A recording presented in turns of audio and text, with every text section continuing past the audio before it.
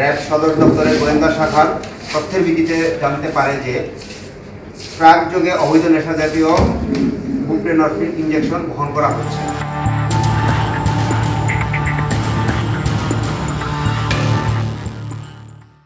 এবার র্যাবের অভিযানে ধরা পড়ল বিপুল পরিমাণে নেশাজাতীয় ইনজেকশন। 29 জুন বিকেলে সিরাজগঞ্জের সলঙ্গায় চেকপোস্ট বসিয়ে 3470 পিস নেশাজাতীয় বিউপ্রেনরফিন ইনজেকশন সহ 2 মাদক ব্যবসায়ীকে গ্রেপ্তার করে র্যাব 12-র সদস্যরা।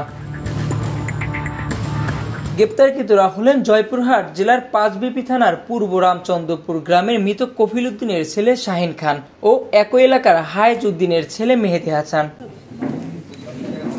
এদিন সন্ধ্যায় র্যাব 12-র company commander squadron leader Mohammad Ilias Khan এক প্রেস ব্রিফিংয়ে বিষয়টি নিশ্চিত করেছেন। র্যাব জানায়, গোয়েন্দা তথ্যের ভিত্তিতে জয়পুরহাট থেকে আসা চাউলবাহী ট্রাক থেকে এই বিপুল পরিমাণ নেশাজাতীয় ইনজেকশন আটক করা হয়। র্যাব সদর দপ্তরের গোয়েন্দা শাখার তথ্যের ভিত্তিতে জানতে পারে যে ট্রাক যোগে অবৈধ নেশা জাতীয় বুপ্রেনরফিন ইনজেকশন বহন করা হচ্ছে। সেই মোতাবেক র্যাব 12 সদর কোম্পানির একটি আভিযানিক দল ঢাকা বগুড়া মহাসড়কে একটি অস্থায়ী চেকপোস্ট স্থাপন করে।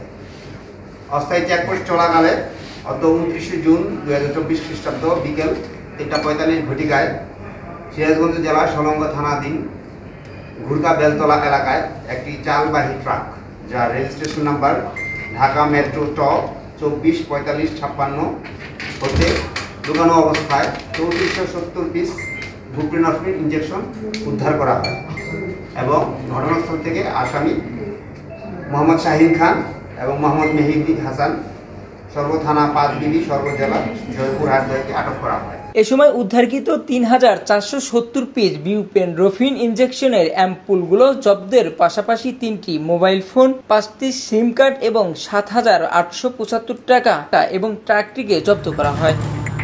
পরে আইনগত ব্যবস্থা গ্রহণের জন্য আসামিদের সলঙ্গা থানায় হস্তান্তর করা হয়। Sirajganj Times news desk.